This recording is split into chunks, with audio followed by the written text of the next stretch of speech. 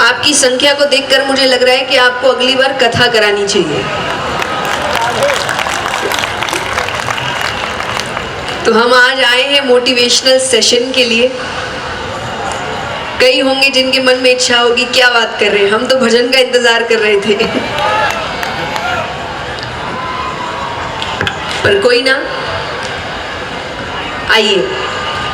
यहाँ अधिकतर युवा आए हैं, कई मुझे मिड युवा भी लग रहे हैं। मिड युवा का मतलब समझते हैं ना आप? तो 35 अब हो चुके हैं लेकिन फिर भी खुद को युवा ही समझ रहे हैं।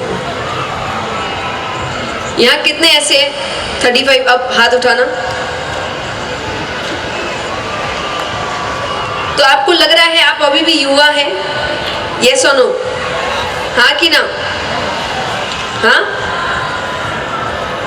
और जिन्होंने ना कहा क्यों? युवा का मतलब क्या होता है? देखिए हमने ना वो एक अलग शब्द है, उसको कहते हैं जवानी। वो आप कह सकते हो कि वो नहीं रहे। युवा का अर्थ होता है कि जब हम कोई भी काम करने के लिए तत्पर हैं, हम नई चीज सीखने के लिए तत्पर हैं, हम अपनी बुरी आदतों को छोड़ने के लिए तत्पर है, ये सोचकर कि अभी तो हम युवा हैं। और मुझे लगता है व्यक्ति जब तक जिंदा है वो तब तक युवा है, क्योंकि तब तक आपके पास समय है। अब इसका मतलब आप ये मत सोच लीजिएगा कि अगर इतना समय है तो फिर बुढ़ापे में ही भक्ति करेंगे, क्योंकि जब भी एक आध्यात्मिक वक्ता होने के नाते हम जब अलग अलग स्थानों पर जाते हैं तो कई बार लोग जब हमारा मिलाना किसी से करते हैं अपने परिवार में कि भाई ये जया किशोरी है, ये कथा करते हैं, तो कई लोग का जवाब आता है कि भाई हम तो देखते नहीं हैं, अभी कहाँ उम्र है ये सब देखने की। तो मेरा मन एक ही प्रश्न करने को कहता है कि जिस उम्र की आप बात कर रहे हैं कि अभी तो उम्र है नहीं, वो उम्र आएगी, ये पक्का है? नहीं ना? किसी को भी पता है अगले पल क्या हो जाए? आई थिंक थोड़ा फोन दूर हो सकता है, मैं इतने आगे आ गई हूँ, आपके एंगल ऐसे आएंगे फिर हम अच्छे नहीं दिखेंगे। देखिए कितना ही हम आध्यात्मिक वक्ता बन जाए, लड़की अंदर से हूं मैं। And I will always want angle अच्छे आए।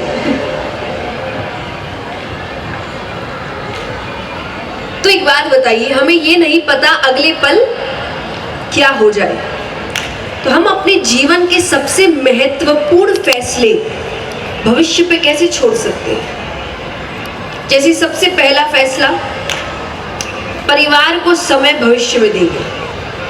हाँ कि ना?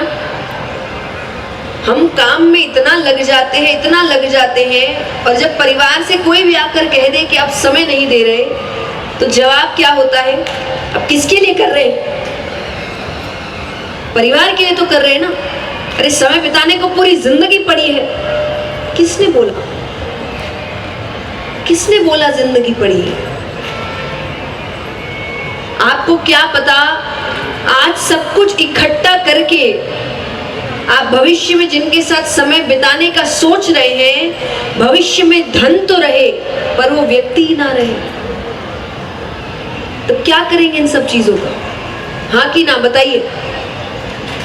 मैं कई बार युवाओं से कहती हूँ, खास करके जब पिछली बार हम कोटा आए थे तो मैं एक इंस्टीट्यूट में गई थी जहाँ पर सारे इंजीनियर्स हैं, इंजीनियरिंग की पढ़ाई करने आए हैं। तो मैंने उनसे एक ही बात कही कि मैं जानती हूँ आप जवान हो रहे हैं, आपकी जिंदगी शुरू हो रही है, आपके जीवन की बहुत महत्वपूर्ण चीजें अब शुरू हो रही है।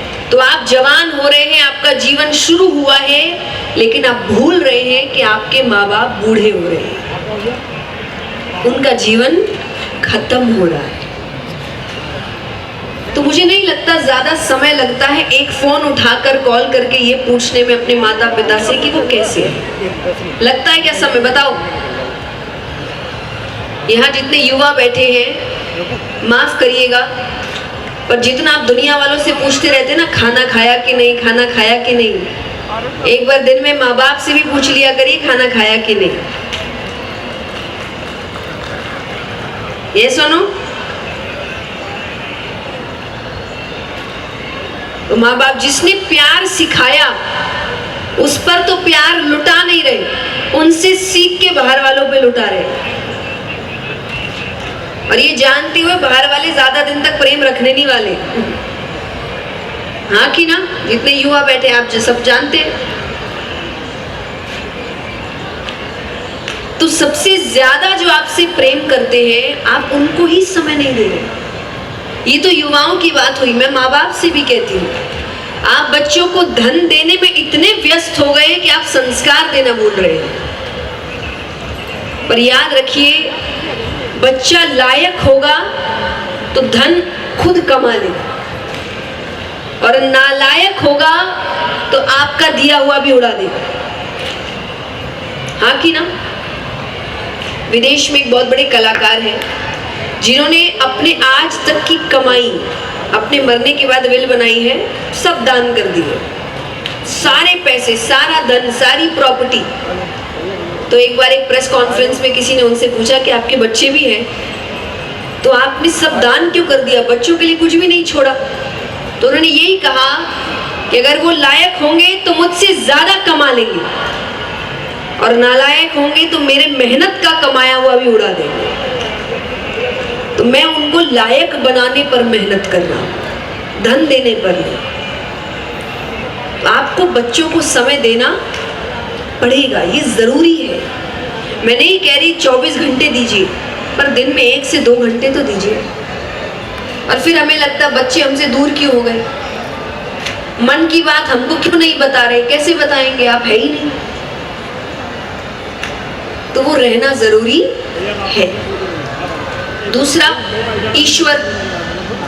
आप अधिकतर घरों में जाइए, जितने आपको 60 से ऊपर के लोग मिलेंगे ना, सब रामायण, भागवत, गीता जी खोलकर बैठे। ये सुनो, है ना? जितने घर के बूढ़े हैं सब शास्त्र पढ़ रहे हैं। और मुझे लगता है अब पढ़ के क्या करोगे? शास्त्र आपको क्या सिखाते हैं बताइए? शास्त्रों से आप क्या सीखते? देखिए, जिसने मेरी कथा सुनी है उसको पता है कि मुझे अकेले बात करने की आदत नहीं है। तो ये सवाल जवाब तो चलता रहेगा और आपको जवाब देना पड़ेगा। शास्त्र क्यों पढ़ते? क्या सीखते उसमें से?